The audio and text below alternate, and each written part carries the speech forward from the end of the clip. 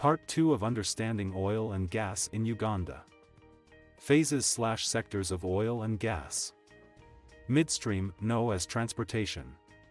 Processes store and transport commodities such as crude oil, natural gas, and natural gas liquids, ethanes, propane, butanes, sulfur. Upstream, known as exploration and production, E&P. Finds and produces crude oil and natural gas. Downstream, refining, delivery, and marketing to final consumers includes oil refineries, petrochemical plants, petroleum products, retail outlets and natural gas distribution companies across the whole value chain. 3 major midstreams in Uganda. 1. East African Crude Oil Pipeline, EACOP. The EACOP is a transboundary 1,443 km pipeline which starts in Hoima district in Uganda and terminates at Tanga port in Tanzania. Within Uganda, it traverses 296 km through 10 districts, that is Kikube, Hoima, Kakumiro, Kyonkwazi, Mubende, Gamba, Sembabule, Elwengo, Rakai and Kyotera. Involving 25 sub-counties and 171 villages. While in Tanzania, it traverses 8 regions, Kagera, Geita, Shinyanga, Tabora, Singida, Dodoma, Manyara and Tanga, involving 20 districts. The pipeline route was selected by the government of Uganda as the least cost and most robust. 2. Kabale Industrial Park. The government of Uganda acquired 29.57 square km of land to be developed into an oil and gas industrial park in Kabale, Hoima district. On January 15, 2018, the project was handed over to UNOC to lead the development, operationalization and management of the industrial park with a strategic joint venture partner. The park will comprise of Uganda's second international airport, crude oil export hub, Uganda refinery and petrochemical and fertilizer industries, among others. KIP. UNOC and the JV strategic partner will form the KIP holding company responsible for management, promoting national participation, direct investments, and promotion and attraction of external investments. 3. The Uganda Refinery Project. Government of Uganda plans to develop 60,000 barrels of oil per day refinery at Kabale, Buzuruka sub-county in Hoima district. The Uganda Refinery Project includes a 211 km long multi-products pipeline that will evacuate refined products from the refinery to a storage terminal at Namwabula, MPG district. The Mbegu water intake and its corresponding water pipeline and the storage terminal itself, for the refinery products located at Namwabula in MPG district. The refinery to be located at Kabale in Hoima. JST-UNOC currently manages and operates the 30 million litre capacity Jinja Storage Terminal, JST, in eastern Uganda. Plans are underway to construct facilities for receiving fuel by barge via Lake Victoria.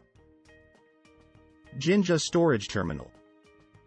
Jinja Storage Terminal, JST, was established in the 1970s as a strategic reserve, to enhance security of petroleum supply in Uganda. Financing and management of strategic reserves became a challenge, requiring sustainable management approaches. The Ministry of Energy and Mineral Development handed over the terminal to UNOC for its management and operation in May 2017. UNOC entered into a joint venture with MS1 Petroleum Limited, to ensure rehabilitation, operation and management of the terminal to industry standards. The terminal was fully rehabilitated. KST-UNOC will hold controlling interest in the terminal. The terminal will be a hub for all envisaged, inland and transboundary, pipelines for refined products in, through Uganda. Kampala Storage Terminal. The Ministry of Energy and Mineral Development acquired 300 acres of land for development of the Kampala Storage Terminal, KST. The project was handed over UNOC to implement the development and operation of the terminal. The project development plan was completed. An UNOC is set to secure a development partner with funding and experience in the development and operation of petroleum terminals. Through a competitive process, the terminal will further enhance reserves of petroleum supply in the country. The request for proposal competitive process is currently ongoing and a joint venture partner should be secured soon. The environmental social impact assessment for the project was completed and a NEMA certificate acquired. Downstream petroleum trading, bulk trading. Following the mandate given by the government of Uganda and upon securing the necessary approvals, UNOC acquired the relevant licenses for the importation, storage and wholesale distribution of bulk petroleum products. UNOC will work with the Ministry of Energy and Mineral Development to promote initiatives towards reducing the cost of the petroleum transportation into the country for the benefit of all Ugandans. In the development of the bulk trading business, UNOC is committed to engaging with the respective stakeholders and strategic partners towards facilitating continuous product supplies into the country for the benefit of all existing and future players. Upstream in Uganda. The Talenga Project. The Talenga Project is operated by Total E&P Uganda 56.6%, TEPU, and covers 303 production licenses, PLs, from contract area, CA-1 and 303 PLs from LA2. PLs include Jobi Re, Gunya, Ingiri, Kasamine Warindi, Kigagole Angara and Ensoga. Talenga. Located in the Bulisa and Nwoya districts in the Lake Albert. The Kingfisher Development. The Kingfisher Development Area, KFDA, covers the Kingfisher Field located in Kikube district with plans for future tie-in of Mputa Nazizi Waraga fields in Kaiza Tanya, Hoima district. The project is operated by CNOOC Uganda. Note: UNOC holds 15% participating interest in the projects. Our partners in the project are CNOOC Uganda Limited and Total E&P Uganda BV, holding 28.33% and 56.67% respectively. Ways of formalizing relationship under two forms of petroleum contracts. 1. Concessions. Principally, the contractor owns the oil in the ground and government benefits come in the form of royalty and taxes. Merits.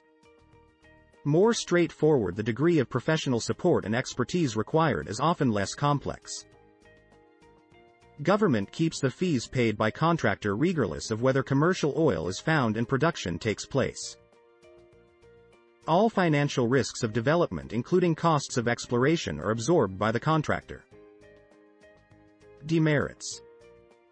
Bidders tend to be more cautious in their bids. Oil and gas reserves not proven do not give enough assurance that company costs will be covered. 2. Production sharing agreements, PSAs are drafted such that a contractor can extract the oil on behalf of the government and owns a share of oil once it is out of the ground. First introduced in Indonesia in 1966, Royaly-Cost oil profit oil income tax. Government takes share of profits, income tax, payment of royalty based on the gross total daily production in barrels of oil per day, BOPD. The rate of royalty ranges from 5.5% to 21%, signature bonus together with research and training fees. While contractor takes cost of oil with a cost recovery limit for petroleum is set at 65% and share of profit. Royalties can be paid in cash or in kind, can be charged at fixed per stang or progressive structure. Royalties can be specific or ad valorem. Tax is computed on percentage of value. Merits. All financial and operational risks rests with IOC, International Oil Company. Host government has added advantage to share any potential profits without having to make an investment unless agree to do so. Demerits. PSA puts on government premium on highly professional negotiations. Government must have access to technological, environmental, financial, commercial and legal expertise. More feasible for some oil-rich countries than other. 3. Service contracts. The contractor receives a fee for extracting the oil from the ground. 4. Joint venture, JVs. In this arrangement the state enters into partnership with one or more oil companies.